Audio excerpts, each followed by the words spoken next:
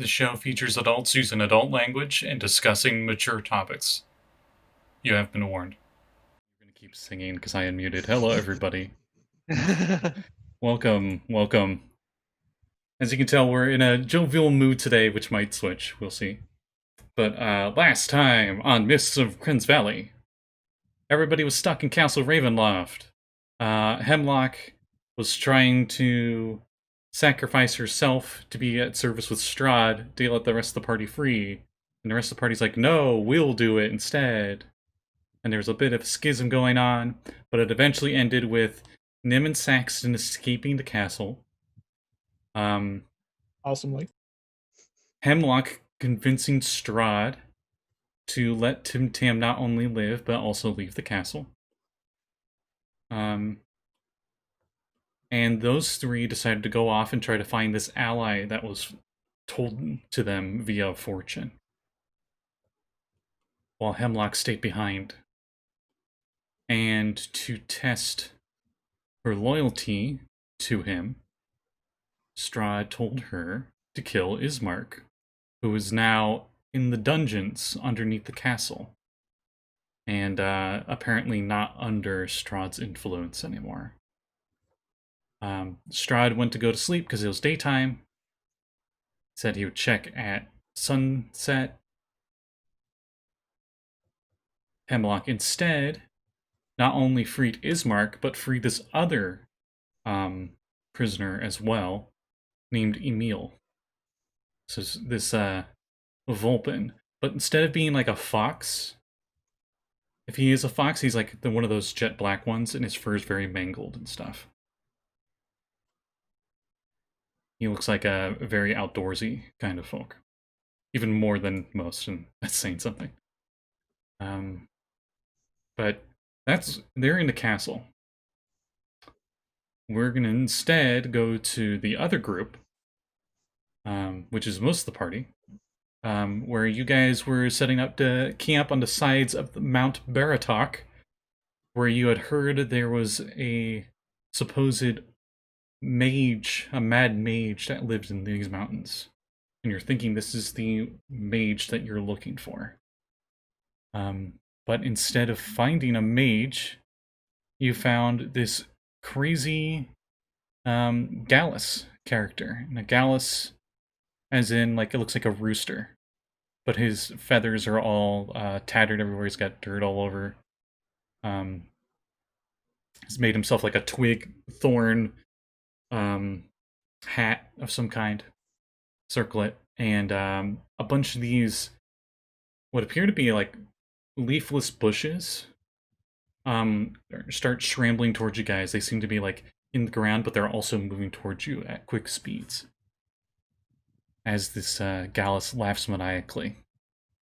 And on that note, I think I'll have everybody roll initiative. I'm screwed. I'm very screwed. 5. Oh boy. And I have 14 HP. And I have no focus. 18. Magic focus. 18 for Saxton. And what about Nyhm? 11. Alright. So it looks like the bad guy gets to go first. What about Hemlock? Hemlock's not here. For some reason, when you said everybody, I assumed... Oh, never mind. Everybody but Hemlock. Okay. For now. I rolled anyway, so I'll just keep my... Let me know what it is. I'll so I can just have it for later. It's 18. Okay. So we're in the distance. Hemlock goes first. I believe Saxton has better decks, right? I have +4. Yeah. Okay. So, 4 of these weird bushes scramble up, and I'll say 2 of them go on Saxton, 1 goes on Nyhm, and 1 goes on Tim-Tam. And they seem to reach out, and their branches seem to form almost like hands, and they claw at you guys. An 11 and a 19 to hit Saxton. The 19 hits. Alright, you take 3 piercing damage as they're swiping at you. And the one on Tim-Tam definitely misses, got under 10. And then the one on Nyhm got even less. So, after they run up and stuff, the Gallus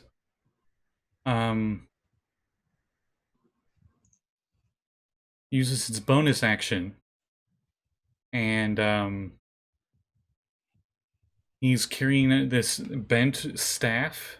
That's more like a shepherd's staff, and on the inside of the hook, he appears to have like a bunch of strings and empty shells for nuts and such, and it makes like a rattle noise. And he does like a little wave of it and shakes it around, and as he does, he conjures a spirit.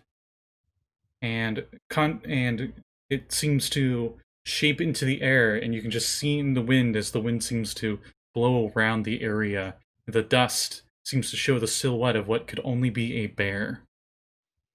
And as the bear spirit shows up, I'll just go meta. You're pretty sure that the bear doesn't do anything it by itself, but it's more of it gives like a support role, so to speak. So it seems to bolster these twigs and this druid from it just being here. And then the druid swings the spell towards all of you, and all of you need to make dex saves.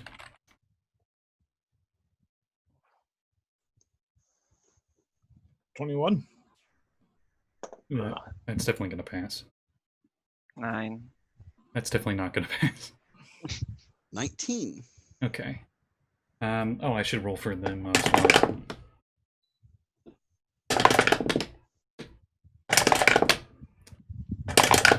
Okay, somehow all these little twig bushes pass. As the ground around you, what is of the roots in the area that's in this very rocky terrain since you're on the side of a mountain, seem to come out and make the area very difficult terrain. And Tim-Tam, these roots wrap around your feet as the druid casts entanglement, and you are now restrained. Wraps around your hands as well, since you're restrained and not grappled. On your turn, you can use an action to make a strength check against it again to try to free yourself. Mhm. And that's a pretty powerful power move for the first turn. Saxton, you are up. I want to start wailing at the one that landed a hit on me. Okay. 26. 26 hits.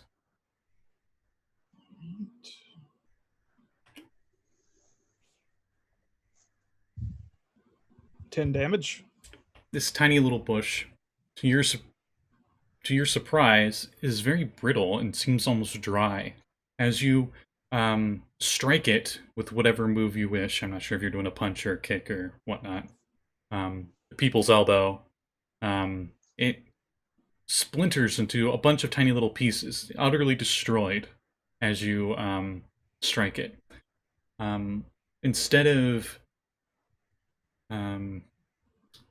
bits of wood on the inside of the bark, instead, it seems to ooze a disgusting darkish red liquid. It smells horrible. But that's the first one. But it's not moving anymore, right? Oh no, it fell apart into a bajillion pieces. It was like a tumbleweed that exploded. I'll hit the other one then. Okay. 14. That hits. 8 damage. Same as the first one. How close are the others to me? How close was everybody to each other? I don't think you all were huddled right next to each other during your rest, right? Because you guys are going to take a break up here. This happened. Oh. I think. No, you guys were traveling, so I would say the closest one's maybe 10 feet away, and that would be the one that's on Tim-Tam. All right, I'll move towards that one and engage again Okay. with. It is, it doesn't matter because your movement's so good, but you're moving at half speed in this area due to the entangled area. So I'll use Fury, but could I split up Fury bows on 2 targets? You Because it just says I could, can but make 2 unarmed strikes. You could, but there's only one within reach at the moment. So I couldn't move, engage, and move, and then use the other part of it. No. Then I'll at least get to Tim-Tam and attack with 13. 13 hits. It's a power score, meaning it just hit. The first hit lands for 6. All right. It's like your So fists are made of dynamite. Okay, so that one's down. Mm-hmm. All right, and then I will just hold near him with be prepared to dodge if anything comes in. Okay. Up next is Nyhm. Lovely. How close are the lowest branches? The ground. They're pretty Eh, short. On the trees. Oh. There aren't really many trees up here. Because you're up in the mountain area, so it's very rocky. With sparse vegetation. There are a bunch of bushes around you, though. Hmm. Just small enough that you could hide in one or two. Is there an outcropping from where we were trying to rest that may be more than 5 feet up from our position?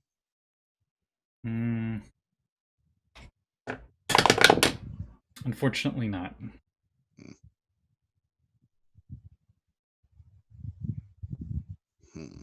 But all that seems left is the little bush thing that's attacking you and this crazy chicken druid.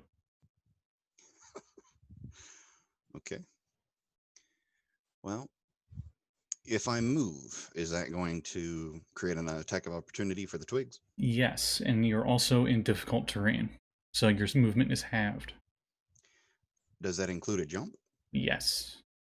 Huh. I didn't think it affected jumps. All right. Well, my first action would be to bonus action disengage. Okay. So that I can move, preferably at an angle. I'd like to get, I guess my movement's down to 15, so I'd like to get at least 15 feet away from it, but closer to the druid. Okay. You jump out of the area that the roots and stuff are animating and trying to grab all of you guys. And you hop actually right next to the druid. Ooh. Didn't want to be that close. Well, okay. I'll say 10 feet. Okay. That definitely works. I don't think the druid would want to be that close either. Fair enough. And I want to use my catapult spell. Okay, there's plenty of little rocks just everywhere, so. Okay, yeah, I was about to say if the rocks didn't cut it, then I still have my ball bearings. That's a dex save, correct? I'm double checking. Yes, dex save. Right. 11. Does not pass. Mine is a 12. Okay. So that is 3d8 to the druid. 16 damage. Wow. The rock hits solid right on that druid's head. Some white feathers go flying as you hit the druid. Nice. And that's my turn. All right. Last but not least, we got Tim-Tam, who is currently restrained. Actually, the druid needs a concentration check. You're still restrained, I'm sorry. Okay, it's fine.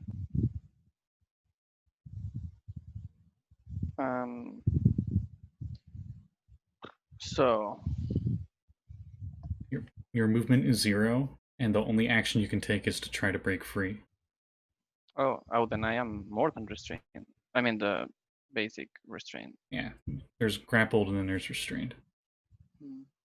Okay. Let me double check. I mean, I'm looking at the rules and it says that I have disadvantage on attacks and all that stuff. Oh, okay then. Yeah. Okay, so you can mean- attack right now if you would wish. Well, I will read you the because I have it in front of me. It's like my speed is 0 and I cannot benefit from any speed bonus. Attack rolls against me have advantage, and I have disadvantage on attack rolls, Mm-hmm. and I have disadvantage on dex saves. Okay. So it's not fun, but I can technically cast, I guess. But I gave my arcane focus to Hemlock, so You did. yeah. I thought it was in your gun. I thought it was the crystals or something. It's the same thing. Hmm. So I will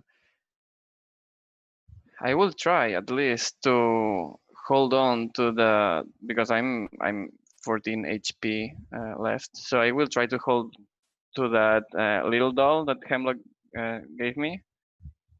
And I don't remember, as a person who never remembers names, the player, not the character, who she told me the character was. It was like a goddess, I think. So I will try to hold on to that and think about it and ask her. It was named Lilia. She called it Lilia. If by the power and the friendship she has with Hemlock, I can borrow healing, cure wounds for myself.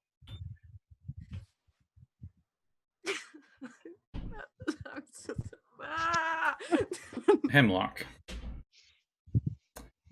Meanwhile, Yeah. down in the dungeons below, you get this slight tinge of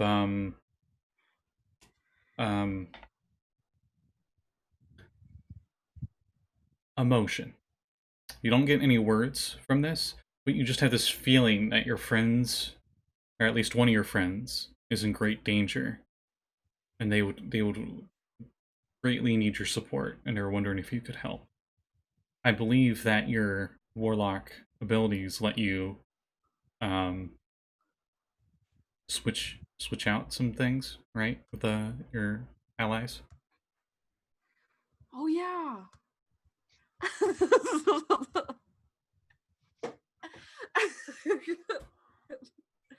Yeah, I can. I think you created it. It's been a while. Let me look. Okay. For those that don't know, Hemlock is a custom Warlock patron called Connection to All, which is available on the DM's Guild, but it's also available for free on D&D Beyond. So if you want to have a character with it, you can just look up Connection to All. And if you want to support me, you can get it on D&D Beyond.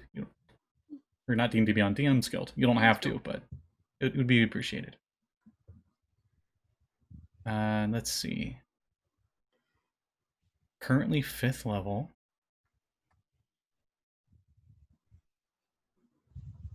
Okay, unfortunately that's higher level stuff.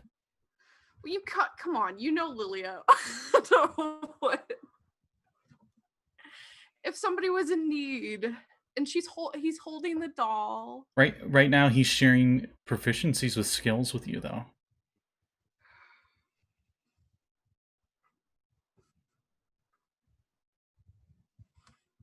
I mean, technically she has my focus. Mm-hmm. So I don't know if that helps. Can I pray really, really, really, really, really, really hard into the focus that he gave me and try to cast Cure Wounds?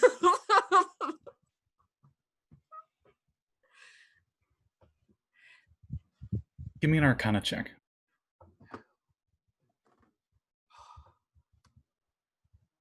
$19.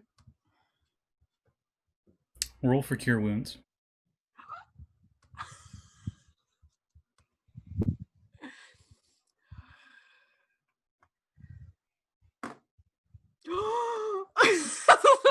Max? Thank you, Lilia. It's Max. Yeah, 11. That's not Nice. a lot, but it's the best I can do. It's almost double what I have. The spell slot goes on me, right? Though. So Hemlock, you could cast Cure Wounds right now, but it will take one of your spell slots to do it. I will do it. I will do it. That's totally fine. All right, I'll and just because you're cast casting it from your spell slots, it's not a first level, is it? Oh, it's third level. Mhm. Okay. Sorry. Oh my god, I rolled an 8 again. I'm gonna get my calculator out. Oh my god. It's Lilia. It's the power of Lilia. Oh, I rolled a 2. I gotta tell really. Aya about this. See.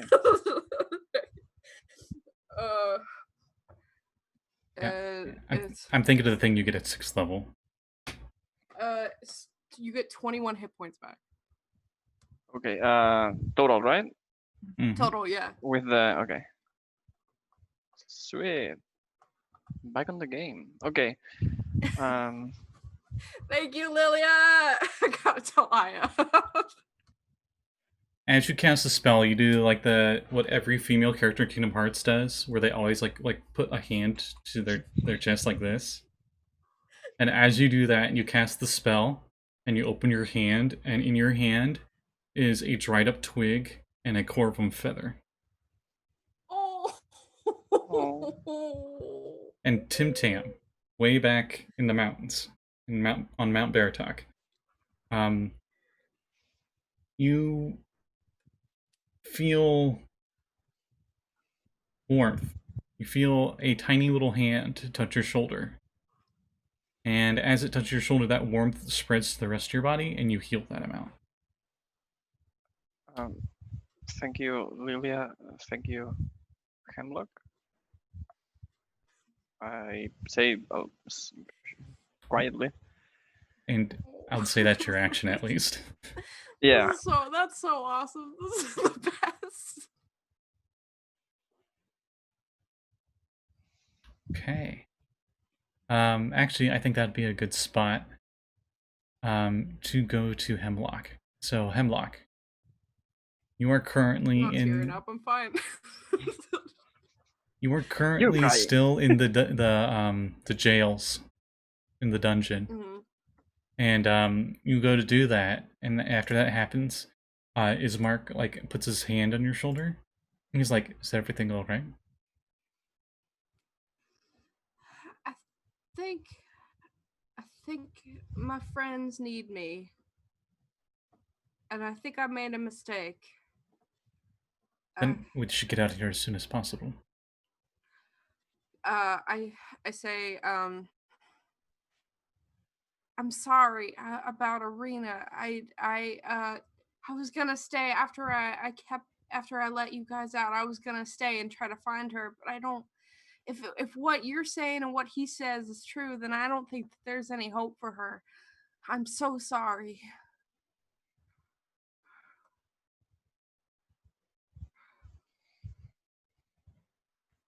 Then maybe we can end her misery before it begins. If he's did to her what I think he did, we should stab her in the heart before she comes back.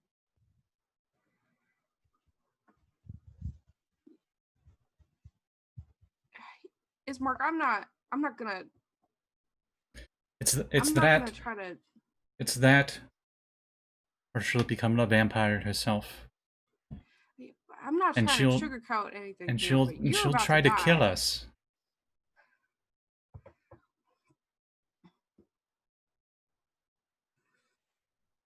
I'd rather die here trying to at least save her from something.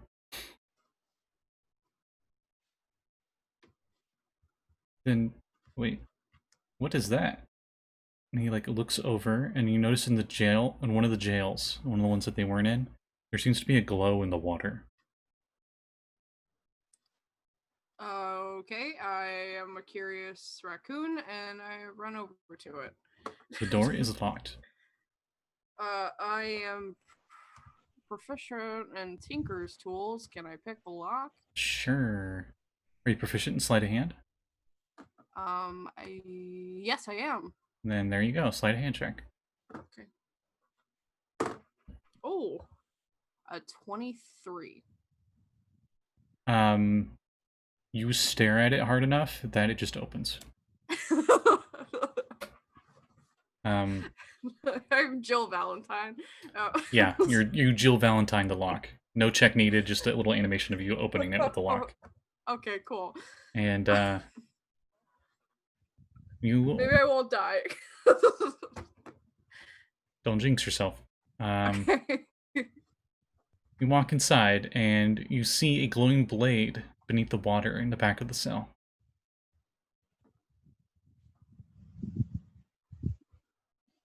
A glowing blade. Mhm. Can I make like an Arcana check? Like, have I? It's definitely you don't need to make an Arcana check since you're proficient.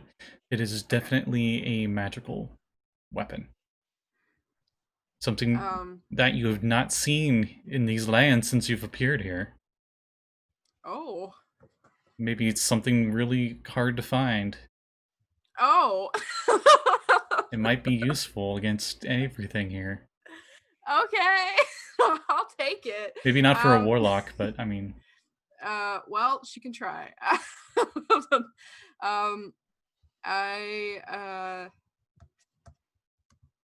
Simple weapons. It's a longsword, right? You go to pick it up, and it is a short sword, and it is shedding bright light out 15-foot radius and a dim for another 15. And as you're picking it up, you feel happiness coming from the sword. Oh. Do I feel like this is a gift from my patron, or You're not sure. or it's just a thing? Okay. It looks very old. But more in style, not in worn. It hasn't, despite being in water for who knows how long, and who knows how old this dungeon is. It seems like it's like the day it was forged. Oh, I say, I say thank you, Lilia, and then I take it and I bring it out and I say, boys, maybe this will help. And I'm like swinging above my head, but Can I use it? This is his mark. I kind of want it, but are you proficient? Yeah. Well, are you planning? Are you the one planning to kill her? Are you going to kill her? She's like a sister to me. I think it's only fair. I've known her since we were tiny little Batra. When my father adopted her,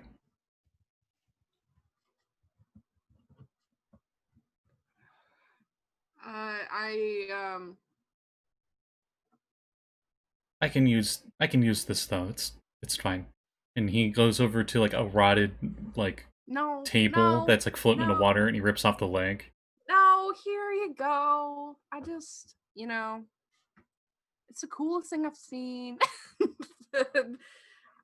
It's really shiny. I think my friend would really like it, but I hand it over to him, and Emil looks at it a little worryingly, and then just fine. He's like, "We should get moving." Oh, Emil, are you okay with us doubling back and going to find Arena, or you think you can make your way through the dungeon by yourself, or? I think it'd be safer to stay with you. Smells safe. Well, that's the center of all.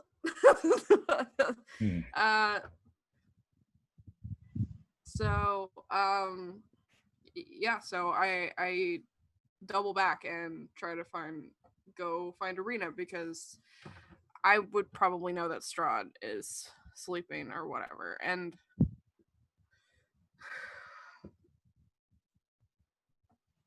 you know, so If you let him take me to her. as you guys start to go up the stairs, this is that same spiral staircase that you guys, that the whole everything's been going on in, for what the party's done in the castle anyway. Everything you've done, all the rooms you've gone to have branched off from this stairway, but this is the very bottom of it. So you start heading up it, and you head up to the ground level where the dining room was at, whatnot. And as you're heading up there, because it's over 100 feet up, and you're going up a spiral staircase, it's going to take a while, Emil says, I think I know where she might be. You really want to try that? I'd say we should get out of here as soon as possible. Okay, I think we gotta find her. So you lead the way, I guess. Can I? Do you have anything of hers? Trusting person.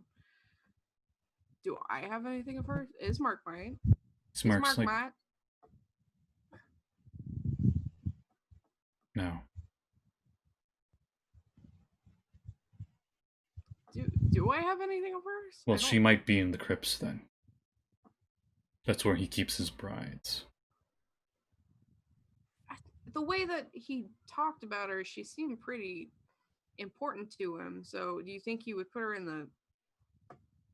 the crypts? Because that sounds kind of scary.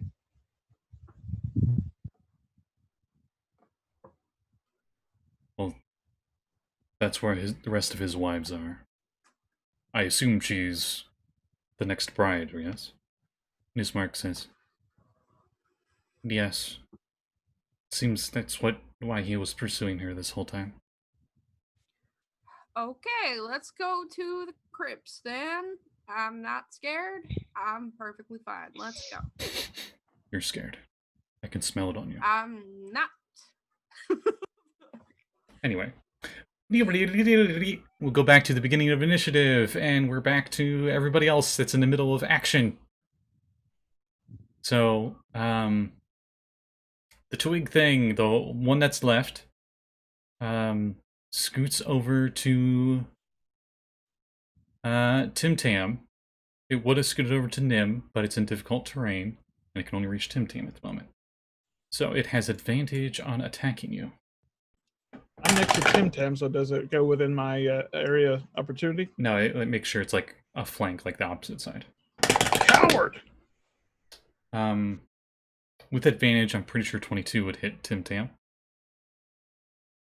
For a whopping 3 slashing damage as it claws at you. Okay. Then the druid does not like how close the Jerbeen is.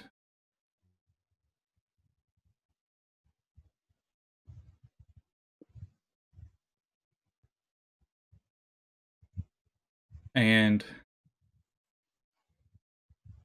decides to cast another spell while backing away from you. And as it backs away from you, conjuring up out of the dirt and then seem to take form, and then a sheep of wolves, and then fur grows out of the dirt as 2 wolves appear. Interesting chia pets. 2 dire wolves. Big chia pets. Doesn't that need a concentration check on the difficult terrain? Yes, the difficult terrain ends. Oh, ends. Okay. Mm-hmm. Yeah. Okay, I'm just making sure I'm doing conjure animals correctly.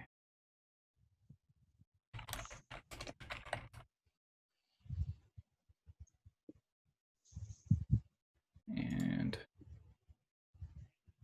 I don't know if they can do anything on this turn yet.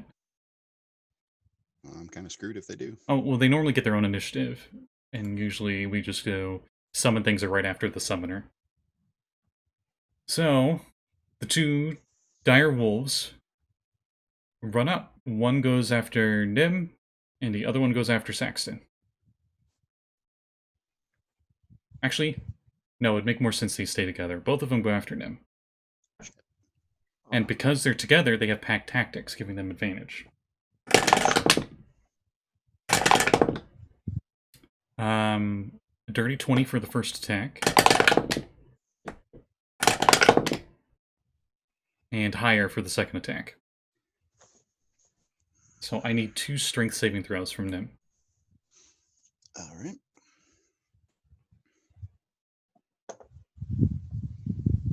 Well, that's a 22 on the first one.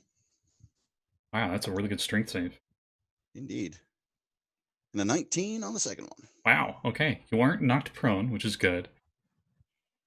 Yeah, but that may not matter here in a second. That's the good news. Yeah. The bad news is you take 24 piercing damage. Okay, stop for just a second. Mm-hmm. What are the 2 attacks? Because I can use Uncanny Dodge on at least one of them. The first one's 15, the second one... Or no, wait, sorry. The first one is 12. And the second one is 10.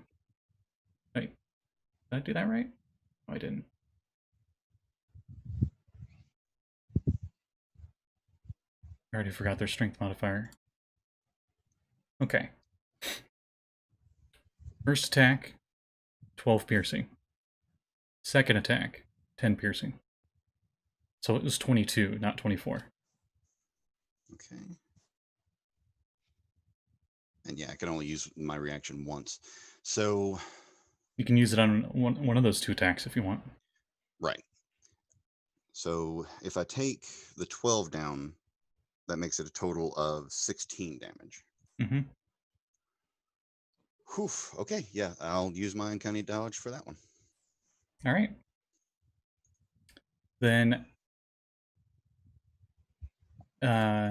immediately after that, it is Saxton's turn. The area is no longer difficult terrain, Saxton.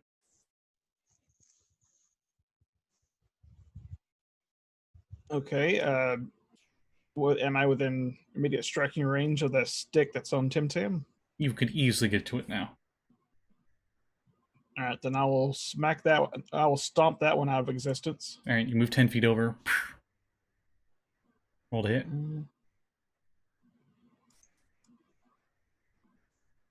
15. All right, that hits. 8 damage. It is still up. You feel like this bear spirit thing is giving it more hit points. All right, I'll hit it again with a dirty 20. All right. And 9 damage. All right, that, and then the thing falls apart. How far away is our friend the druid? You've been doing quite a bit of moving. I'm going to say about 50 feet now from your current position. Because the druid did take a full move to go back. How close are the wolves? 20. And they're just like tossing them back and forth.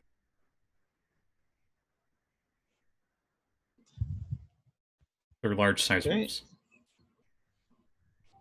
I will get in next to them and use Fury of Blows, 1 punch on each of them. Okay. 21 to hit. 21 hits. That one takes 7 damage. All right. Backhand the other one with a 18. That also hits.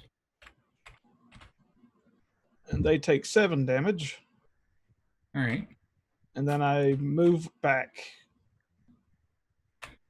As you move back, both of them have reaction attacks. No, they don't. No?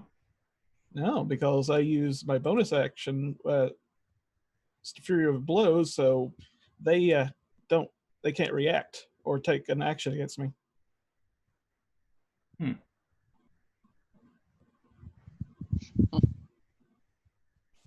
Okay. Pretty Well, cool. after you, it is Nym's turn. Okay, so But should be still enough close to Nyhm that she could stabby stab. Yeah, you're within sneak attack damage bonus range. Would have been shorter to say within 5 feet. Oh well. all right. Okay, yeah, I will take my action to. I'll hit the one closest to me with my rapier. Okay, both of them are. Lovely. Okay. They're pretty much on top of you. Pick one. I don't care. Yep. Just want to do my damage. It is going to be a 25 to hit. Okay. That definitely hits. All right. My rapier is 1d8 and 2d6. One moment.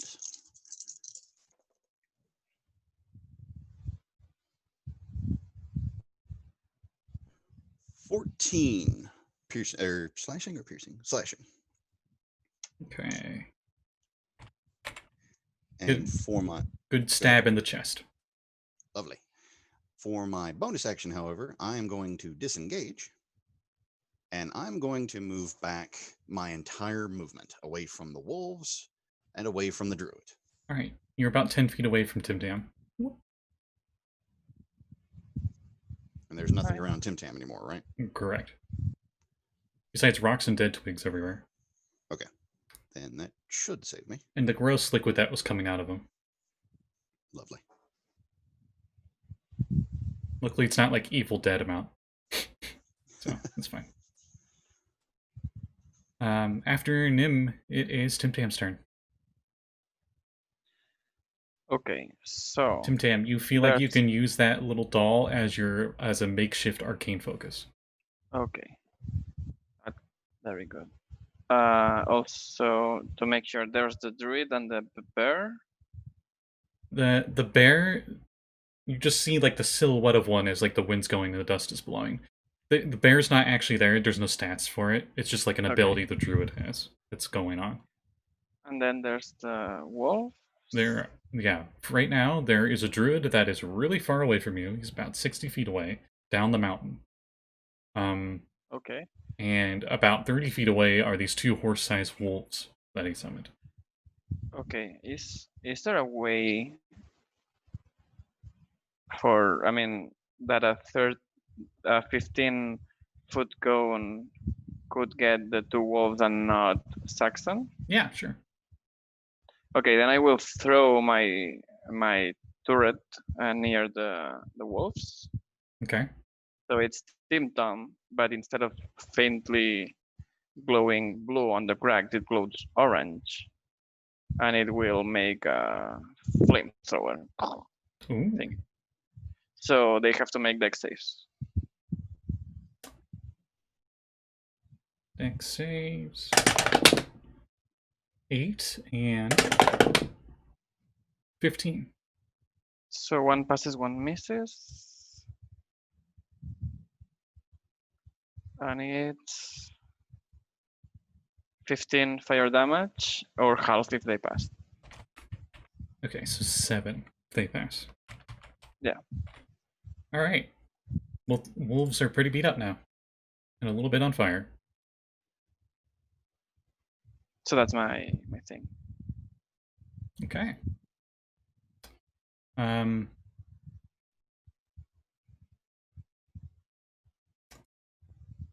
We will switch back over to the druid then.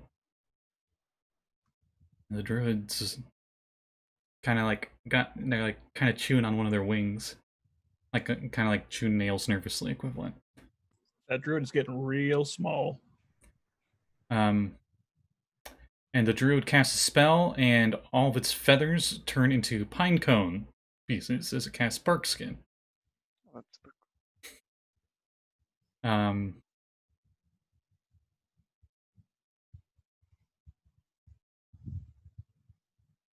And I think that's all I can do.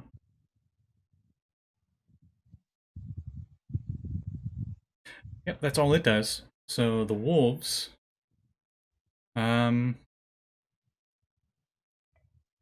Well, they're already attacking Nyhm, so I think one will attack Nyhm, and the other I'm one... nowhere near them. Okay, one will attack Saxton, and one will attack the turret. And they're both so big, they're still technically within 5 feet of each other. Actually, no, they're not, because your turret... You didn't say your turret moved up, you just put it down and it fired. So that one had to run up to it. So I'm gonna re-roll those. Because I already forgot what I rolled. The fight against Saxton is a 15 to hit. That tickled. Alright, and then the turret one, 18. Hey, just hits. Alright, strength save for the turret. All saves are counted as a 10 for the turn. Okay, so it is knocked prone. As it takes 7 piercing damage. Okay. As the wolf pounces on top of it and starts like... Okay. Saxton.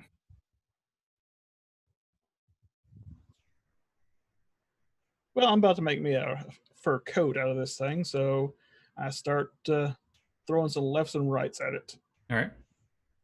Or should I say all left? Or maybe both. 18 to hit. 18 hits. Is it actual fur or is it grass? It is fur. 7 damage. From what you can feel on it. 7, alright. And then a 19. 19 hits. With an 8. Alright. It is still up but limping. Well, then I'm just going to go Fury of Blows on it. 18. 18 hits. 9 damage. Alright. As that punch hits it, its entire body dissipates into dirt clump and just...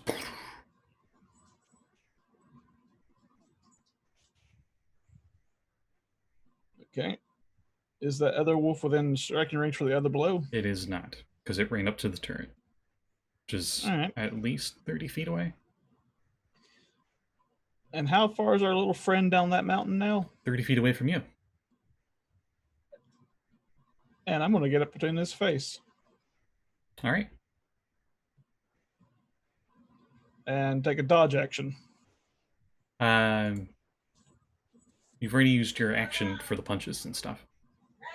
And I wouldn't be able to say I can't use patient defense, could I? You could, but you already used your bonus actions for your blows. All right, then I'll just get up next to him then. All right.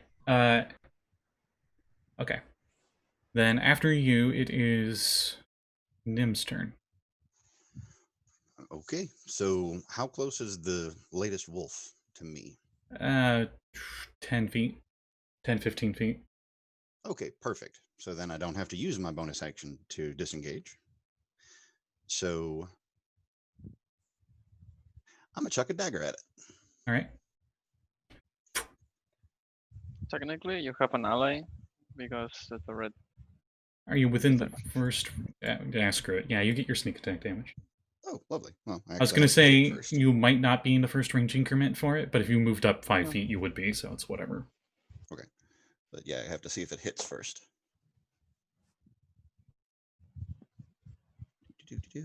18? 18 hits. Awesome. Okay. Goes right into the shoulder blade. This is actually more devastating because technically the dagger only does 1d4 plus 4, but with the sneak attack, it does the extra 2d6. Mm-hmm. Nice. Thank you. It's almost like they want rogues to use daggers. Indeed. 13 piercing damage. Holy crap. All right. Staggers a little bit. I will use my movement and my bonus action to GTFO, 60 feet away. In what direction? I'm going to Away say... from everything. I'm going to say the druid is, like, to the west, heading downhill. Are you heading up the mountain? Are you heading... continue heading north, or do you head back the way you guys came towards south?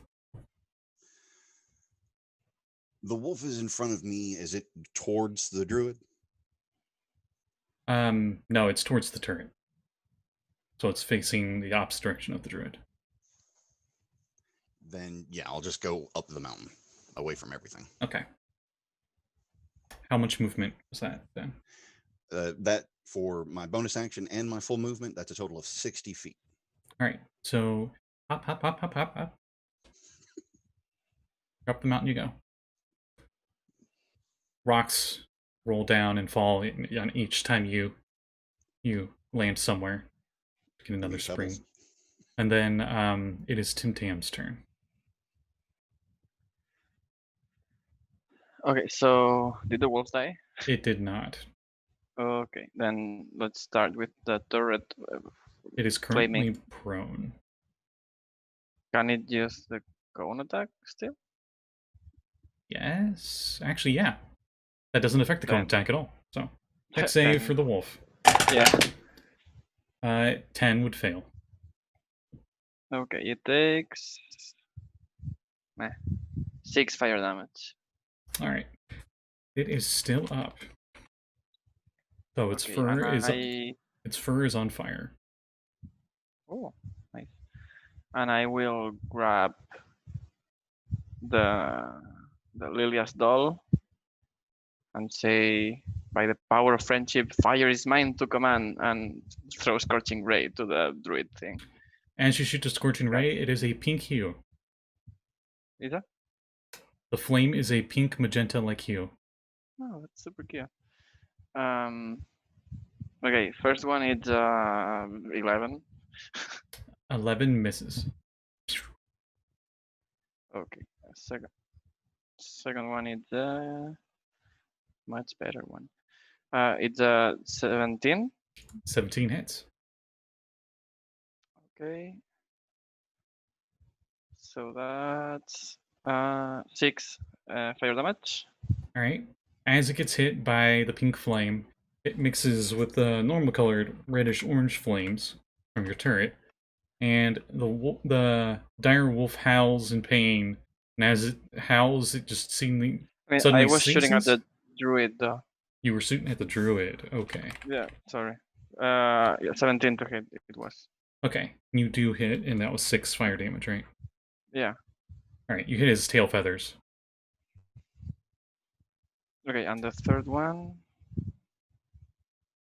It's an 18. Concentration. My God, wait a minute. The wolf turns into a pile of dirt. Oh. And then 18 to hit. Yeah, and 5 fire damage. All right.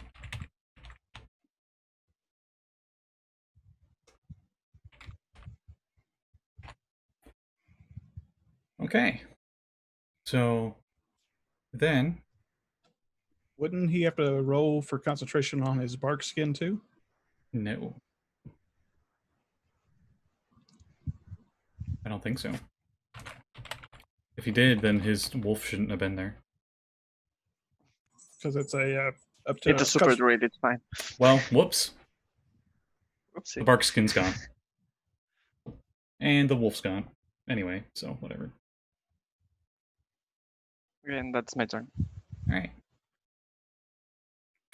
We'll go back to the castle.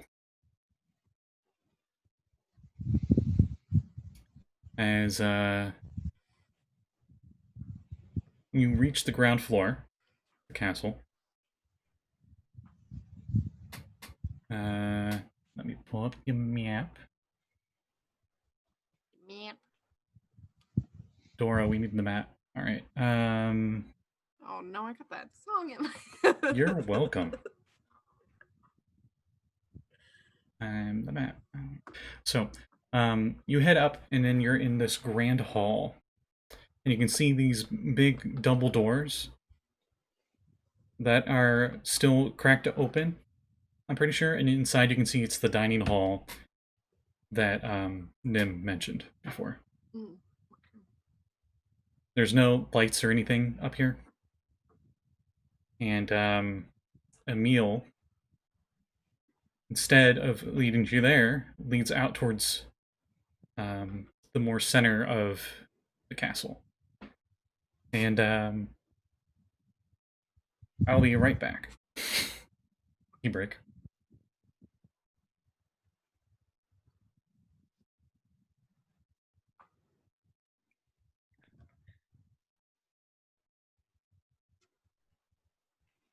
So Nyhm has left a blood trail all 60 feet of that retreat. Oh no. I am hurting. Well, I Very have bad. one spell slot left.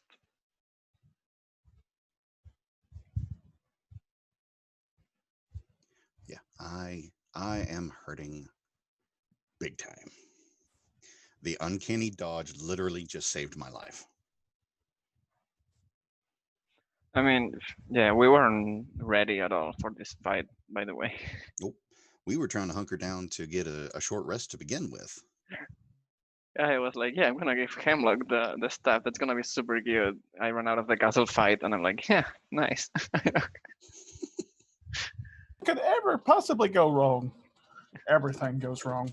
I'm basically a caster, and I don't have a magic focus. Focus.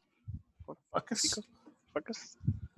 I'll never say that word. It's like dark and dark. We're having magical focus right now. Yeah. Okay, I'm gonna go to the bathroom real quick.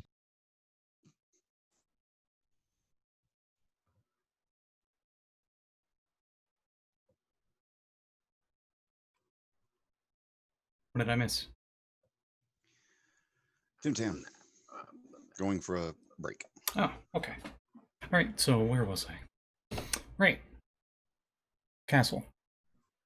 So, cobwebs stretch beneath the columns that support this vaulted ceiling of a great dusty hall, no longer dimly lit by torches and iron sconces. The torches cast odd shadows across the facing of 8 stone gargoyles squatting motionlessly on the rim of the domed ceiling. Cracked and faded ceiling frescoes are covered by decay. You notice a big grand stairway that moves up. You notice double doors to your left and to your right, and Emil seems to be sniffing around, and he veers towards the right and goes to open the door to the right. I say, we gotta be sneaky. We can't let he who must not be named know that we're sneaking. So we gotta sneak. Ismark looks at the glowing sword and looks at you. Then looks at the glowing sword. I look. I say, well, as quiet as we possibly can be. Maybe He tries to hide it in his shirt, but he's still giving off a dim glow 15 feet. Oh, good. Oh, good. That's good. Maybe there's a light switch? I can't find one. I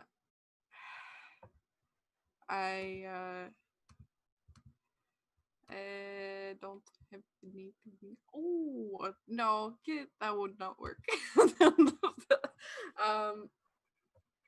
Because I tried that in retroverse and that did not work. So, I say, well, we just got to. That's the wrong accent. Well, we just got to, be quiet. Maybe we could, if we come across somebody, then this is just, I don't know what we're gonna do. We just gotta do it. Let's go find Arena. Let's do a group stealth check. Why not? Oh no.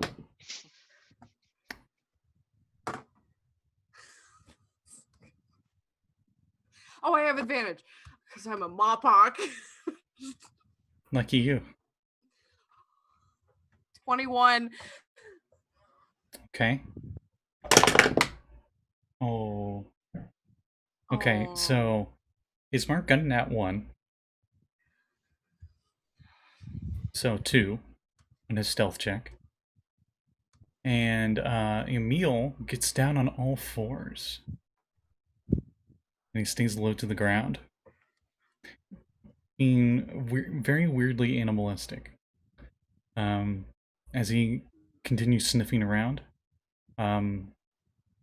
And slowly opens the door to the right, the double doors to the right, and starts heading down them.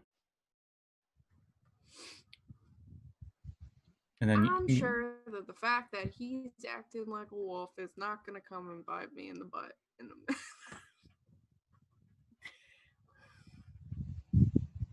I think it's. I'm just happy we have an ally at least. And as you and Ismark head into the door, you can see that this grand hall is choked with dust and stretches into darkness. Webs hang from arched ceilings like drapes, and life-size statues of Raptor and Batra knights line the hallway on both sides, their eyes seeming to watch you as you guys move down this long, grand hallway. Eventually, at the other end of the hallway, you can see a dim-colored light that is filtered through a tall, broken, and boarded-up windows of stained glass, illuminating this ancient chapel of Ravenloft. A few bats flutter near the top of this 90-foot-high domed ceiling. A balcony runs the length of the west wall, which is, I guess, the wall right above you as you're coming in the room. In the center of the balcony, two dark shapes are slumped in tall chairs. Benches coated with centuries of dust lie about the floor in a jumbled disarray. Beyond this debris, lit by a piercing shaft of light, an altar stands upon a stone platform. The sides of the altar are carved with bas-reliefs of angelic figures entwined with grapevines. The light from above falls directly onto a silver statuette. A cloaked figure is draped over the altar, and a black mace lies on the floor near their feet.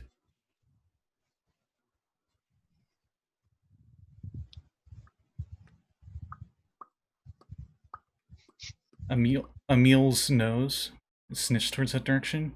He's like, he's dead. We should take his stuff.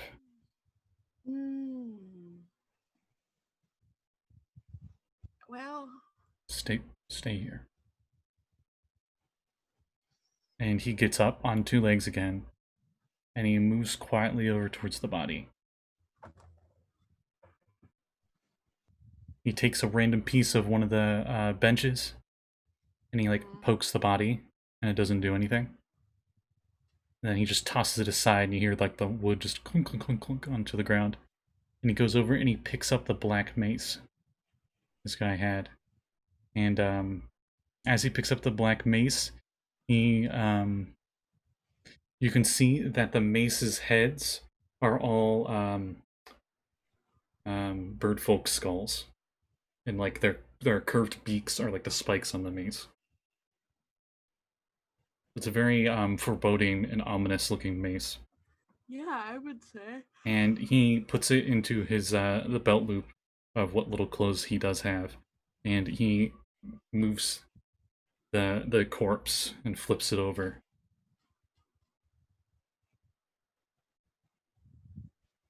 He looks over at the rest of you and just gives a nod, saying that everything's fine and it's not coming up to grab him or anything. Okay. Do you go over there, or do you still stay here? Ismark will follow your lead.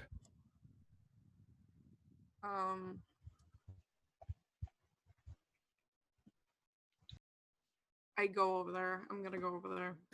Alright, as you do, you can see that the corpse is wearing a really nice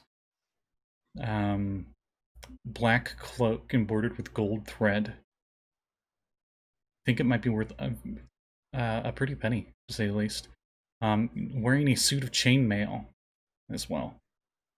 I will. How big is the cloak? Big enough you could wrap yourself in it.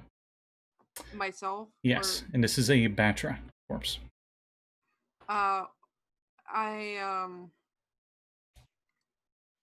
You could use this thing as a blanket. It's very thick.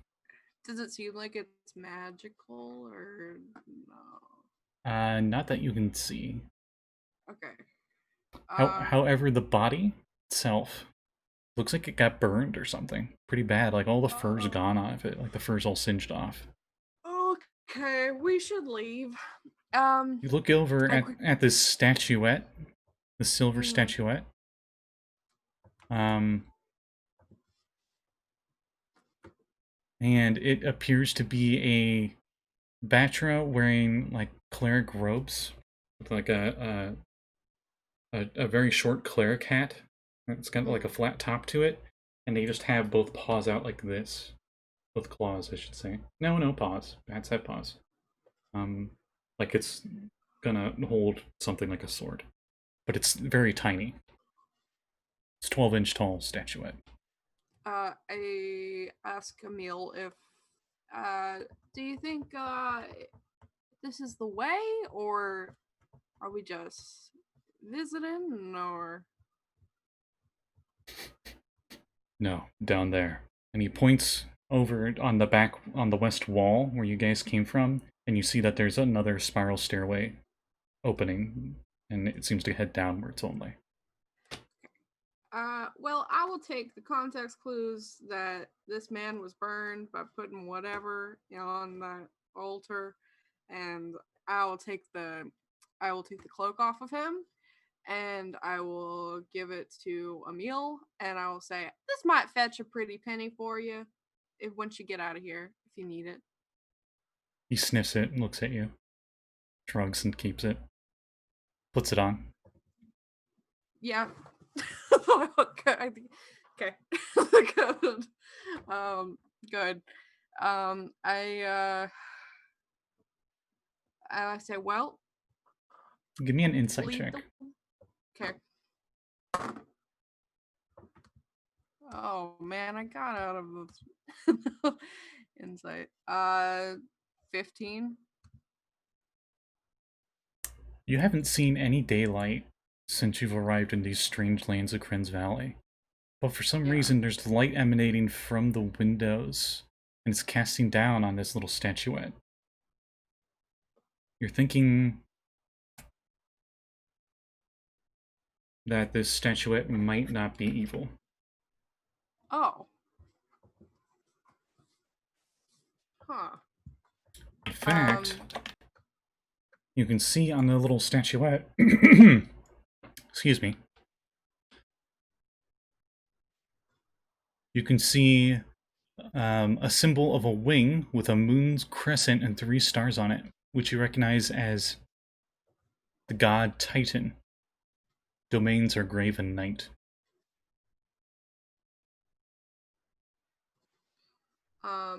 Okay. Do you not think it's evil? Can I like do an investigation to like look around and see if there's anything I could possibly put on the statue? Yeah, sure. Or do I feel like the sword that I just got, maybe? The sword's a lot bigger than the statue. Oh, okay. I thought you could hold something. It's like a foot tall statue. So. Oh, okay. Investigation is +0, so it's 17. Wow, that was a good roll. Yeah, this dice is nice to me tonight. You don't notice anything that you can give to the statuette, but you do notice that this Batra that's on the ground has a holy symbol of Kren, which appears like an open maw of teeth, like canine teeth. Yeah. And that their hand seems to be the most burnt. Oh. And it doesn't look like it was burned by fire. Okay, so radiance. Maybe. Possibly. Give me a medicine check on his corpse if you want. Jeez. All the checks. 19. No, I mean I'm rolling pretty good. Okay. Let me see how they describe it.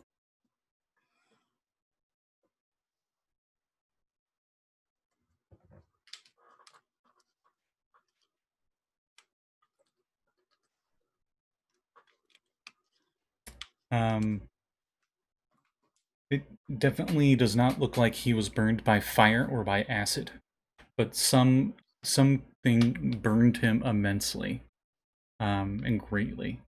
The only thing you could think of that could do this kind of damage would be radiant damage. Okay. So I would think Hemlock would think that because his hand was burned and he has the symbol of Kren, it's the holy or radiant damage from the statuette when he like touched it or tried to put something on it. Would that be correct? I know you can't tell me. I will tell my friends that's what I think happened.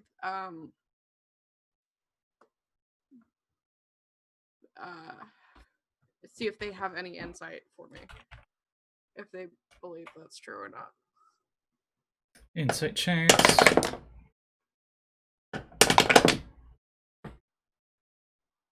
Emil looks like he can't care less, and he starts heading towards the stairway. Bismarck goes over and dramatically is reaching over towards the statuette, and he picks it up, and nothing happens, and he hands it to you. Oh, okay. Well, I'll hold it. I'm like, okay. Let's go then. Maybe this will come in handy. Maybe this is a surprise tool that'll help us later. And I put it in my bag. It weighs 10 pounds and is made of the purest silver. Wow, it's heavy. Okay, I put it up there. What's my strength? Oh, This not bad. This statuette, you can feel immense power coming from it. You feel like if you could attune to it, you could know more. Oh, okay. Then I will try to attune to it. That would take an hour of rest. A rest? So I can't do it while we're walking the castle? No.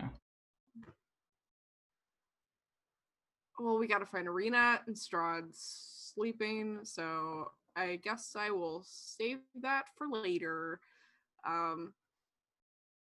Okay. Well, hang on. I said, so do you guys want to just like hang out for like an hour? We could just hang out here, or do you want to get it over with? Like, I feel like we probably wanted to get over with, but you know, like I feel like if I waited an hour for this statue, I would be able to figure out what's going on. Sure, says Emil. All right. And Ismark's like, whatever you say. He seems pretty depressed. Oh, I'm sorry. I don't have anything to give him. I hand him a dagger and I say, "It's okay." He looks confused. I put the dagger back. I'm like, I'm very nervous right now. I don't have anything to like give. Oh, flower! And I pull like a flower out of my hair. It's probably dying at this point. As you pull the flower out of your hair, you realize that all the petals are gone on it, and it's very wilted and kind of gray.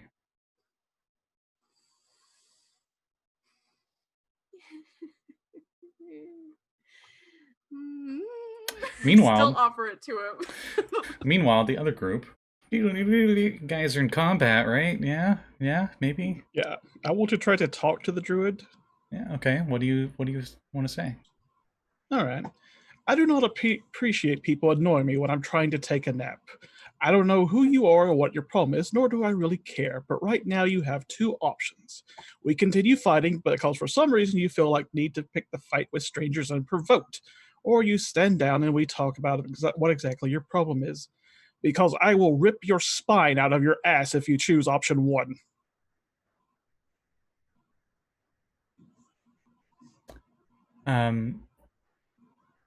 Instead of responding, the druid gives you a rude gesture. Then, with both wings on their turn, as a bonus Thank action, you for choosing option 1. Goes into the air and then glides down the mountainside.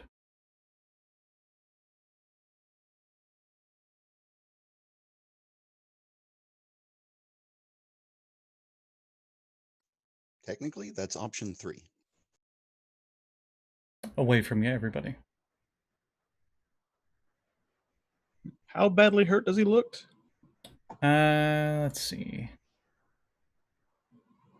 I mean, he got hit by the catapult spell and a little bit of scorching ray.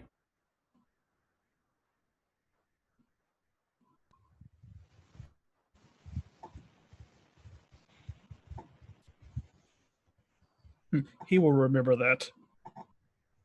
Do you guys pursue him? Nyhm won't.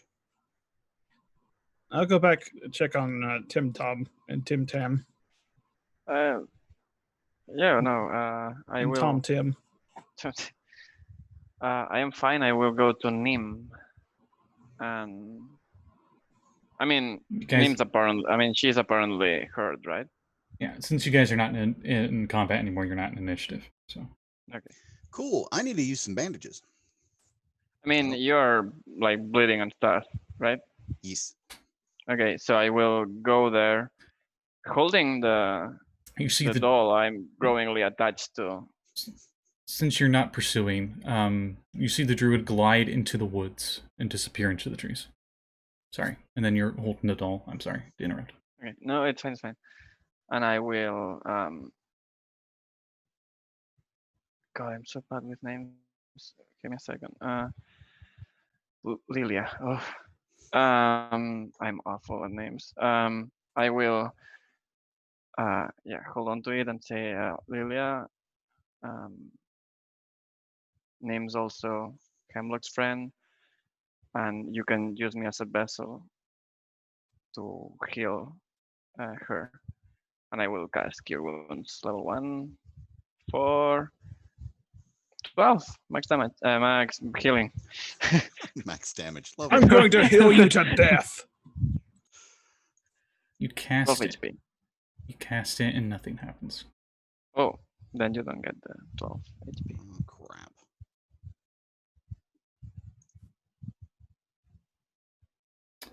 So what do you guys do now on the side of the mountain? I guess continue to try to find the wizard. I'm going to need a rest. I am exhausted too. Is there any place that we can, have a strong point for a rest? Give me a survival check. Group survival check. As you guys look for a comfortable place to roost. I get a 23. 14. A 4. Comedically, I'm just going to say Saxton just lifts a giant rock and throws it aside. You guys find a place. Oh. That'll work. Sweet. Are we going to go for a short rest or a long one? I mean, I could use a long one, but Yeah, I think we all could use a long one.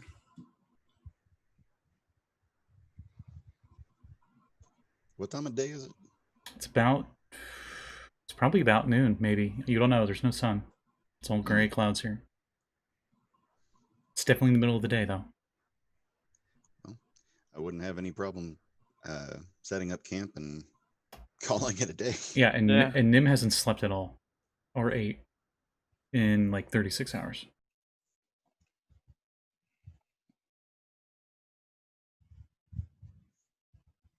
We'll make camp then and take watches. All right. Kitty cat says hi. Does it say hi or I want out? I'm not sure. You want out? No? Feed me, human. Nope. Nope, he wants up. Okay. Mm.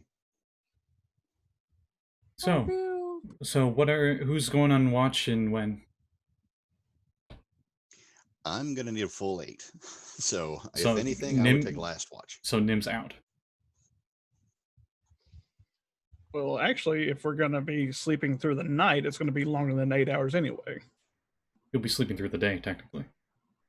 Yeah. I think we he don't really expect us to go all the way until dawn of the next day. No. Long rest is 8 hours. Unless you guys want to camp until the next morning. Do you guys want to do that? Yes. Thought that's exactly what we were doing, yeah. Okay, we'll do that. Sorry, just long rest is 8 hours. Fun fact, you can take a long rest without sleeping. It just means you don't do anything for 8 hours. But you can only take one long rest every 24 hours. You like those scritches? Showing off for the camera? Okay, so, who's going on shifts when? I guess I'll take first. Yeah, probably that's the best thing. You take first, I take second, and Nyhm takes third. After my full rest, yes, I would be glad to take the third watch. All right. You can be on watch and be technically resting.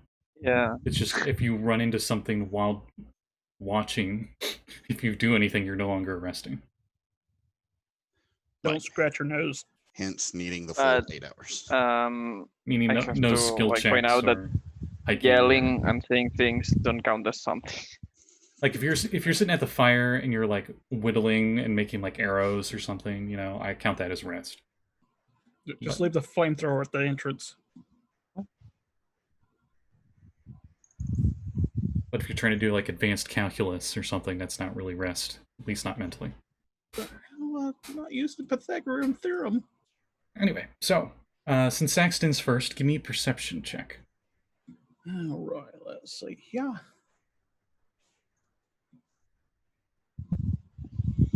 17. All right. You get through your shift with not seeing a single thing besides the gray clouds and the wind hitting the woods down below. It's actually a little bit chilly up here. I think about it. So I'd assume you guys, you probably get some spare twigs and stuff from the things you just destroyed and make a little fire. Oh yeah, we'll burn their little corpses. Their little corpses burn really well. In fact, they burn really quick, so you probably get like bigger branches that will last longer. But yes. Yeah. Besides that, you know, nothing really happens during your watch. Tim-Tam. Perception? Perception check.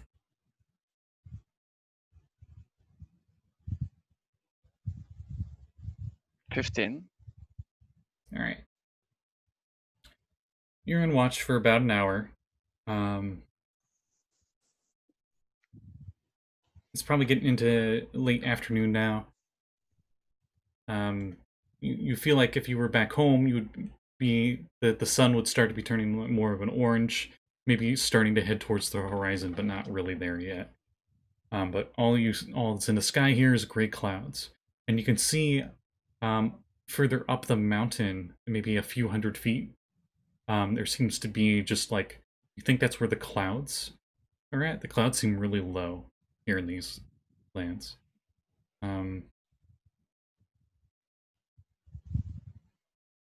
And you can see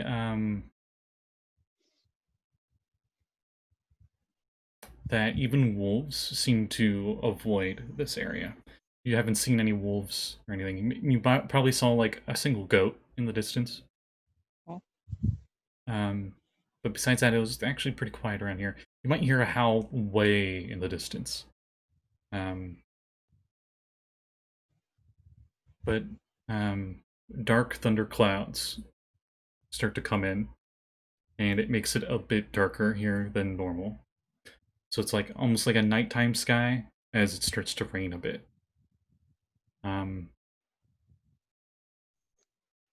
But that's when you notice an elk standing on a rocky spur about 60 feet away from your guys' camp. And it's looking right at you.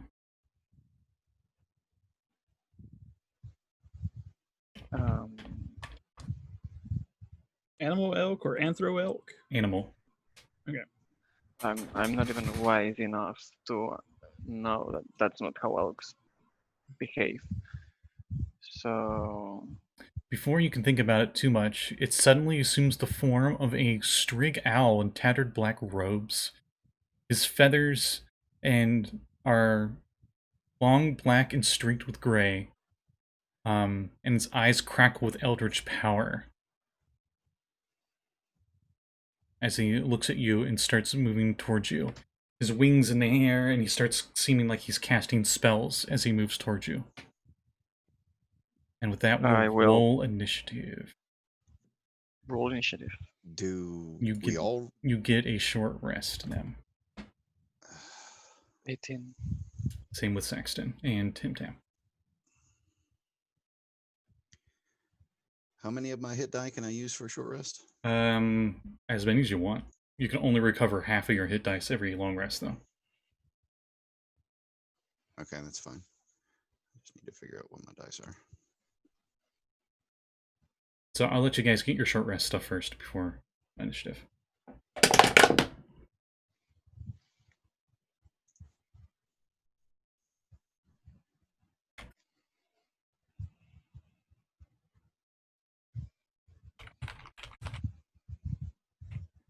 I am not fully certain what my... Oh, wait. No, I can do it this way. Never mind.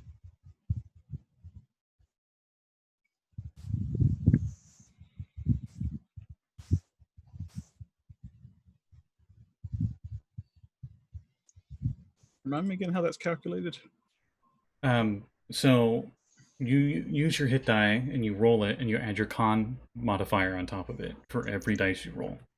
So if you have like a +1 con, and you use d8s, it would be a d8 +1 every d8 you use. So that con mod stacks with every dice you roll. So if you rolled 3d8, it would be 3d8 +1, 3d8 +1, 3d8 +1. Okay. And the pool of hit dice you have is equal to your level. So you have 5. Oh, thank goodness. Okay.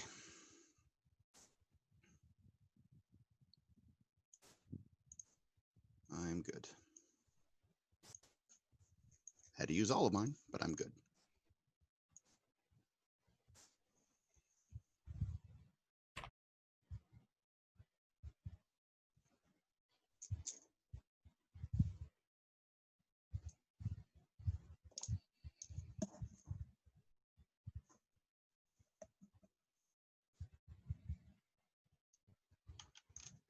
Okay, I'm good to go.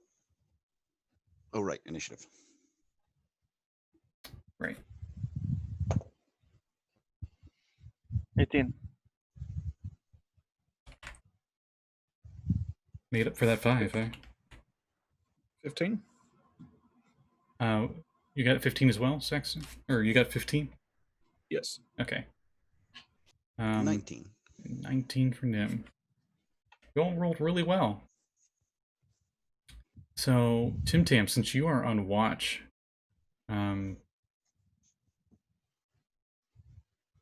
you have a moment to act before this Strig acts. It seemed like they're getting ready to cast a spell at your group. I will drop my Tim-Tam as a force ballista this time. And he says out loud, which would wake up anybody that's sleeping, you think my magic has grown weak? Think again. Okay, so it's pretty hostile. Mhm. Yeah, drop Tim-Tam as a force ballista and shoot with Can Tim-Tam. we call out and see if this is the mad wizard that we seek? Not right now, because both of you were asleep, and that talk would wake you up. I'll say on your turn, you're coherent enough to. All right. Yeah. Yeah, I mean, I was considering talking to the Strig, and then I remembered I'm Strahd's friend. So yeah. Well, I mean, you don't know if he's Strahd. He's. Actually, yeah, that's a complicated situation you're in. Yeah, I mean, if I assume an old Strig can be the old mage of the prophecy, I can attack it without feeling guilty. You know, what a great horned owl looks like. Oh yeah, we have them here. Yeah, he's one of those kind of Strig. Oh. But like the eyebrow feathers are like really big. I know. And where like a middle-aged man would normally have like the fade going on, that's where like the gray feathers are at. So it's a 16 to hit. A 16. You shoot. Your Tim-Tam shoots, and you see the shot hit what seems to be a barrier and pierce through it, hitting him. Oh.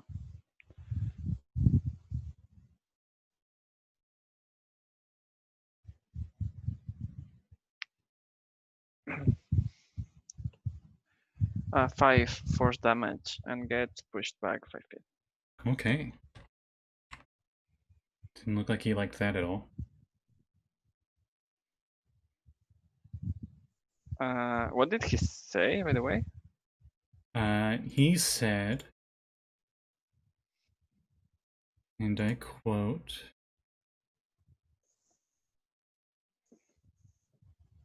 "You think my magic has grown weak?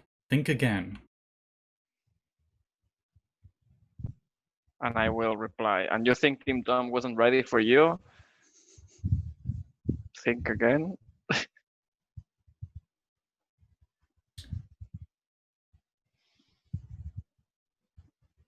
And that's my turn. Fool, he says, as coming out of his hand is a giant bolt of lightning.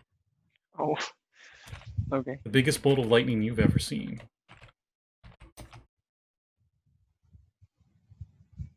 And I die.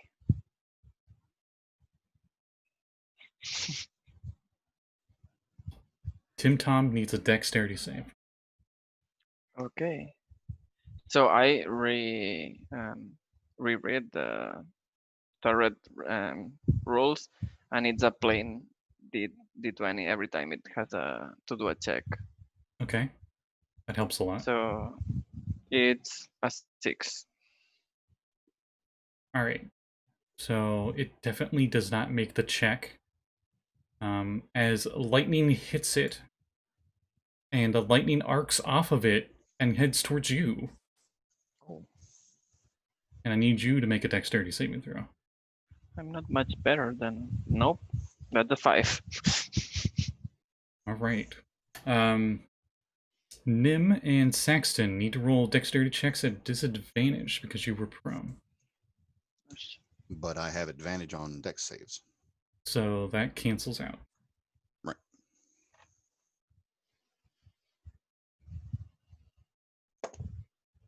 Rolled a 15 and a 14.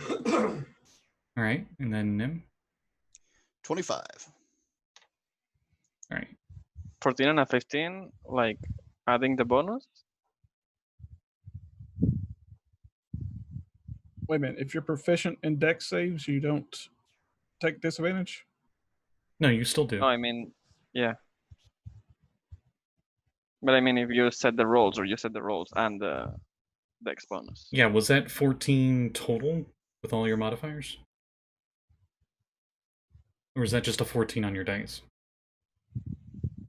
Oh, that my modifiers would be 18 total then. 18? All right. I thought so. Saxton and Nyhm only take half of this, as lightning, super fast, so you guys wouldn't see it doing this, but it actually like hit Tim-Tam and then Tim-Tam and then like ricocheted off and it hit the rest of you. But what it looked like is like this pre-planned arc of lightning just hit all of you.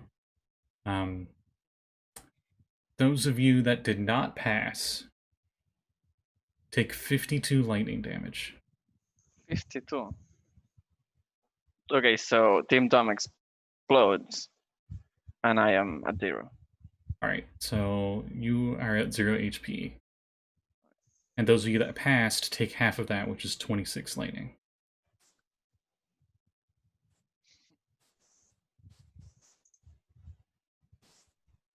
Well, so much for that short rest. I remember resting for a long time, maybe.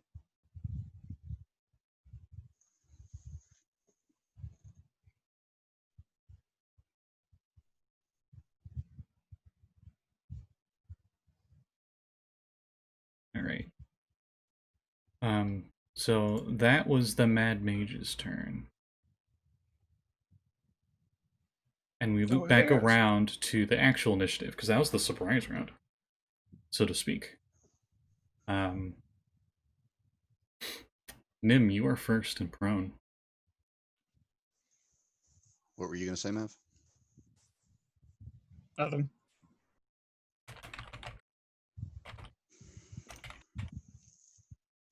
Well, I got to use at least half of my movement to jump up. Mm-hmm. How far away is he? 60 feet.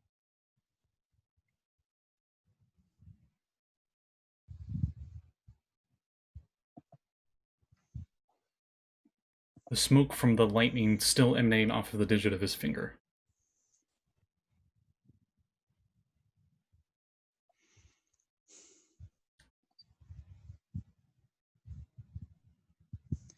Hemlock, you hear booming lightning in the castle. You're pretty sure it's the thunderstorm outside, though.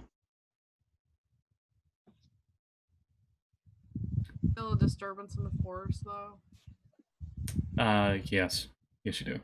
Okay. You have the Yoda. He's like, Yeah, cause I'm not yet. Never mind. I feel like if there was, like, 56 orders and somebody did that last order, that happened.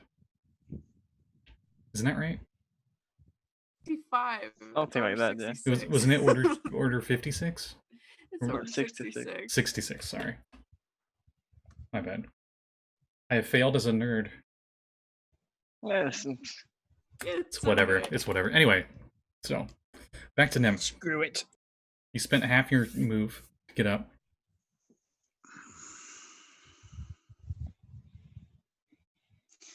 Okay. So the only thing that I can think to do, and this is the only thing I can think to save my hide. Oh, I could do that too, couldn't I?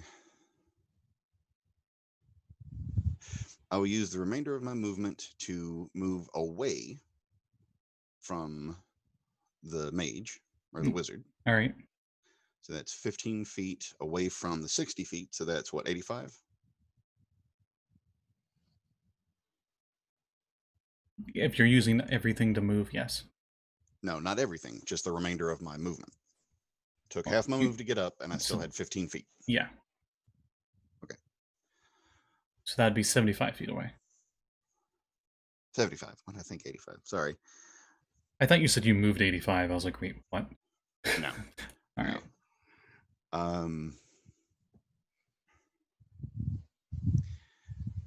Quick question. Mm-hmm. Would I be able to use my bonus action to hide and then hold my action to dodge?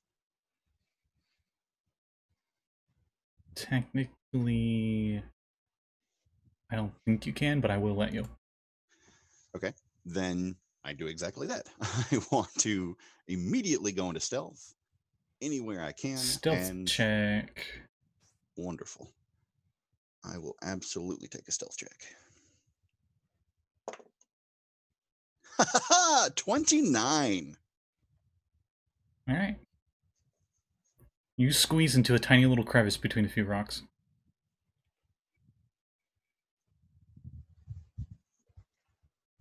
And I'm holding a dodge.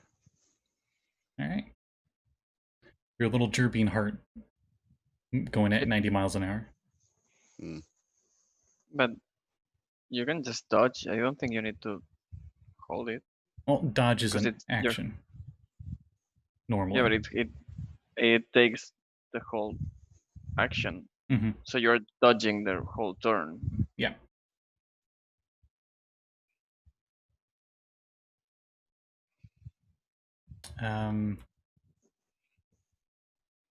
Up next would be Tim-Tam. So Tim-Tam, you need to roll me a death saving throw. I forget. It's just like a plain D20, right? Mm-hmm. Unless you have something to... There's very few things that you can use Pretty sure to help. I rolled only 11. An inspiration point would give you advantage. I do have an inspiration point, but I rolled an 11. Okay, that counts as one success. Whee. I will roll with advantage next time because that was close.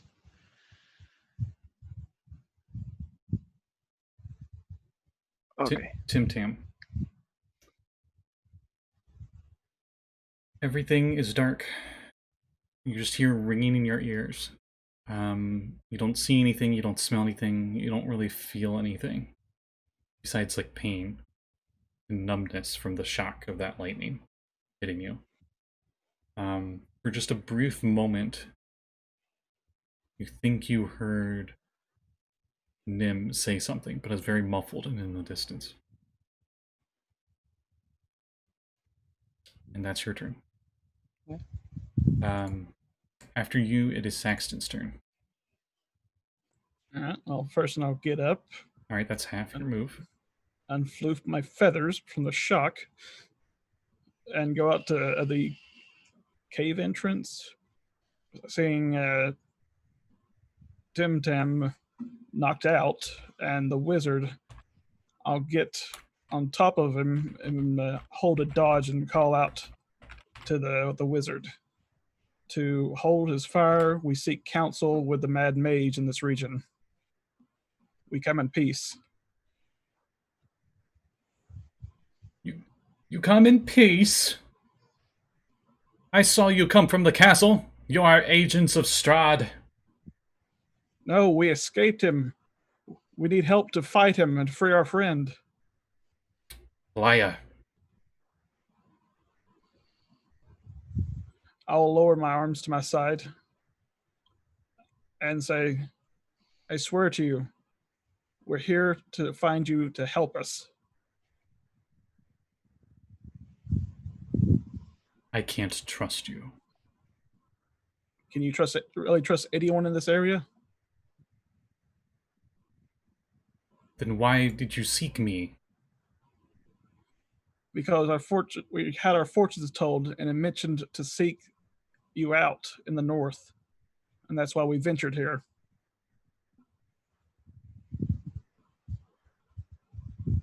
Then your fortunes have told you to die.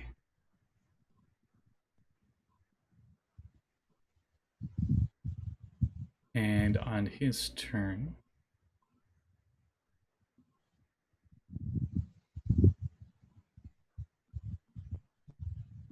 We need your help to defeat Strahd. give me a persuasion roll. I have an inspiration point. Now would be the time to use it. Yeah.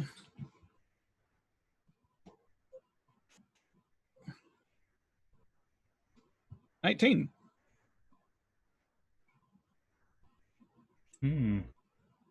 Okay. He looks like he was about to cast another spell at you, and he stops, but he still has the serious look on his face. And he says,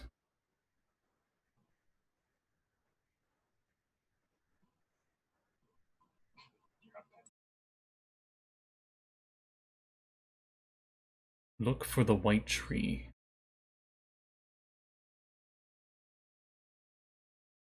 If you're able to find it, I know that you are not on his side. And as he says that, he immediately disappears. So do we break initiative? No. Because we gotta wait for Tim-Tam. I was going to say, can I do a med check on him? Oh yeah, go ahead. I'll let you do that. I was gonna switch back to Hemlock, but this works. 15 on med. Okay. When he comes back, let him know that... Oh, here he is. Perfect. Alright. Hey, we are out of initiative. Saxton was able to convince this mad mage to not attack you guys anymore. And rolled a medicine check on you, so you are stable, but at 0. Okay. And unconscious. Wow. You're going to be unconscious for a while. Meanwhile, back at the castle, we go to Hemlock, who is totally not fighting a 20th level mage. And Yeah. heads down the stairs.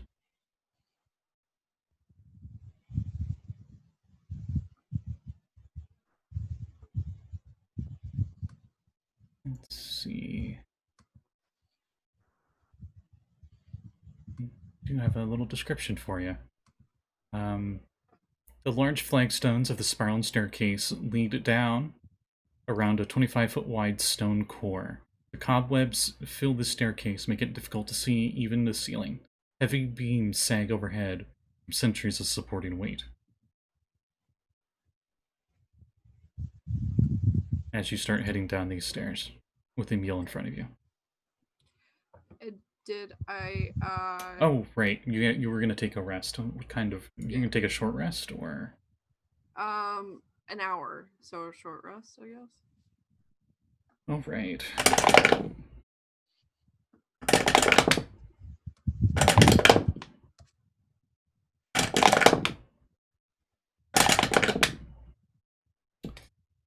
Okay. You guys you're staying in this cathedral area? Yeah. Okay. You're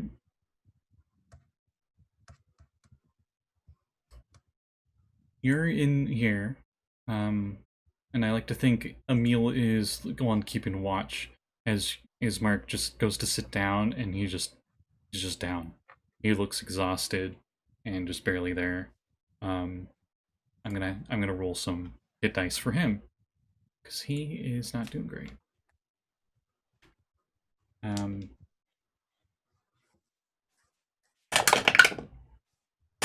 Ooh, that helps a lot. That helps a lot. I almost maxed. Okay.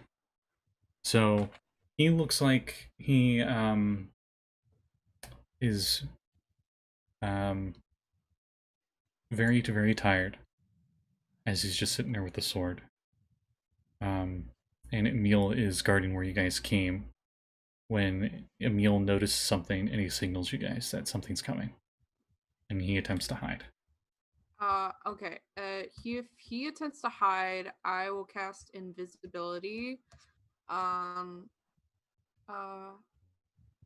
me and Ismark. Alright, roll me a d6. 5? Alright. Coming the double doors that you guys came into, one of the doors goes and opens. And at first you see nothing, and then you see a curious object drifting into view, as though it is being held aloft by an invisible force. And what you rolled was the item. So you see floating in the air what appears to be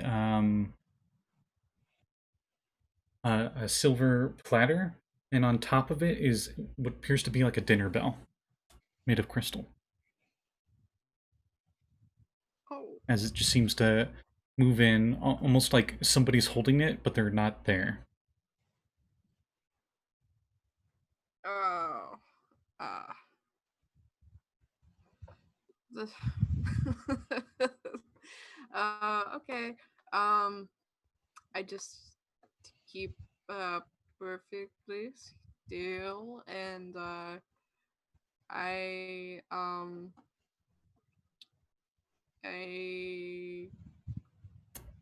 kind of like grab a hold of Ismark because he was probably standing next to me because I cast invisibility, All right. and I Stealth slowly. roll.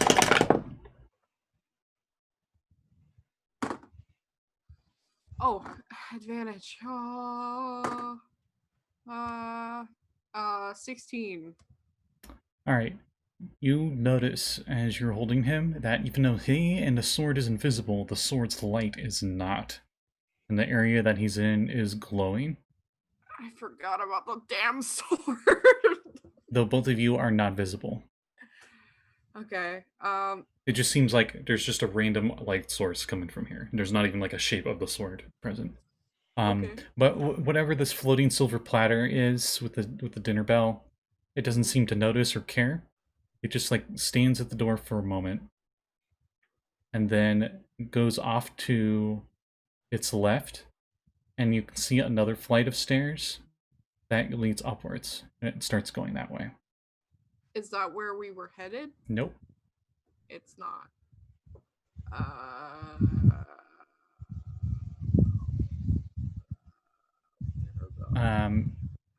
It seems like it's going into yeah, a completely different area. Why would a vampire need a dinner bell?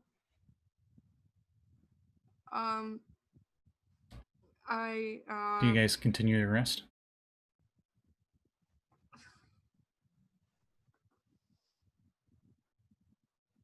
I can't attune to this thing, right? Well, You cast a spell, so to reset it, you have to wait another hour. Ah! Okay. Then fine. At least Ismark got back some hit points. He technically hasn't done anything. So he, in like 20 minutes, is going to have his short rest. Okay. Gosh darn it. So I will. Yeah, I have to take my short rest because that's my second spell slot.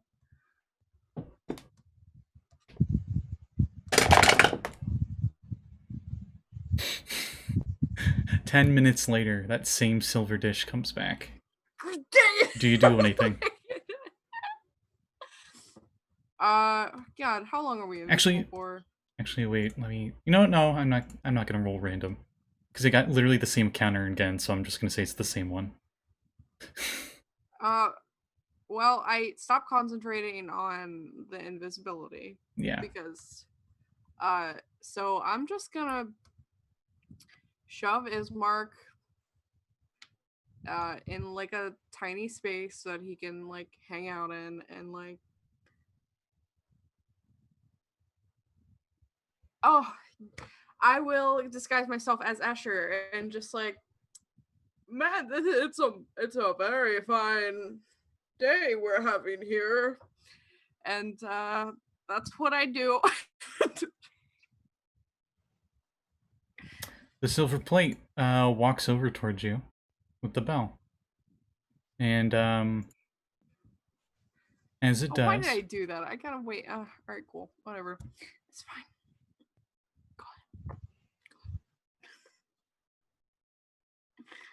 As it does, the little dinner bell seems to just lift off of the plate on its own, and it goes ding ding ding ding ding ding, and then it gets put back on the plate, and then it turns around and goes out the double doors. And that one door that was open to the double doors gets closed gently, but it's like. Does that still count, even though I didn't? You did cast. You did cast a spell. I'm so stupid. Oh God. Okay. This is just not gonna happen. Yes. Dinner time. And that's when you notice, coming down from the ceiling, are 5 vampires. The bell was rung. The bell was rung. Where did you see the food? Did you see it? As they look at you. I can smell it. It's nearby. Oh, you must be smelling the guy right there. How did I not notice 4 vampires? There's a lot of cobwebs up there, and it's like 90 feet up, and it's dark. 5 vampires. Five vampires. And we will end there for tonight.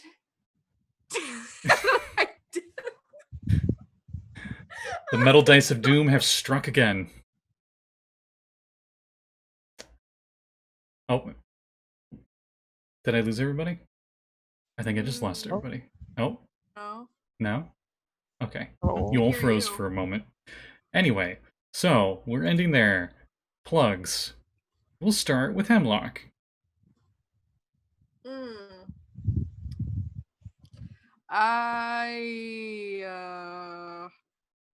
I have a. I'm sorry. I'm just so caught off guard. I have a Twitter. It's Capped Callie. I do art. I have commissions open. My commissions right now are lower priced. So you can get yourself some commissions of your character for the low price of the highest I'm going is $20. So I would really appreciate it. It helps me out a lot. I have stickers available of my duck. Hang on, let me get one.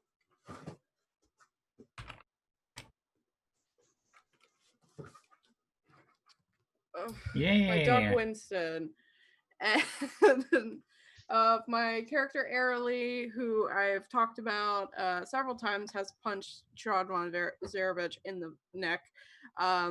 She's cool. She has a duck, stuffed duck companion who is kind of evil. But you know, whatever. My next game will be on Saturday at 3:00 on this channel. It's Chaos Crew. But I think you should check out Retroverse this Friday. I think it's gonna be really cool. That's on this channel at 7:00.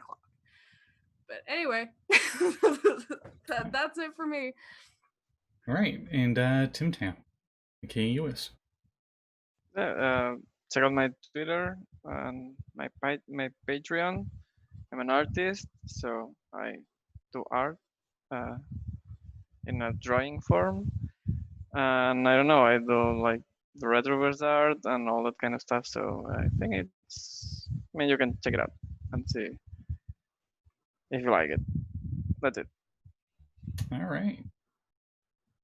I've drawn a gelatinous hammer that I think people loves it, so you should check that out. It's cute. Nice. That's it. Yeah, that looks like it would be a really good magic item. Maybe it does a lot of acid damage. I hope. I don't do stats, so don't come looking for stats on my Twitter thing. You just do the art. The stats are for somebody else. Yeah, it's other people's problem.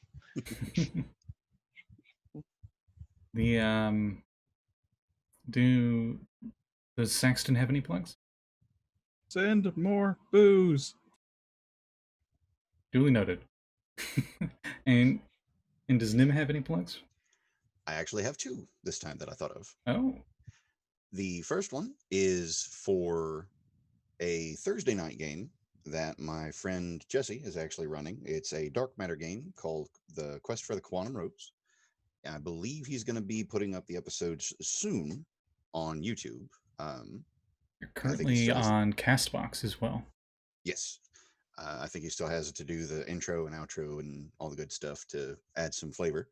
The other one is actually for you, Scotty. don't you have a Fiverr account for your own art commissions? Yes, I do. I'm hoping the links are all on the screen right now. Otherwise, I'm looking really stupid. Well, if you go to my Twitter on my profile page, I have a flow page which has all my links to stuff. Yeah, that one. All right. Well, that was quite a cliffhanger to hang on to. Good thing these vampires have spider climb, so they'll be fine. And we'll see you all next week. Bye. Bye. Good evening.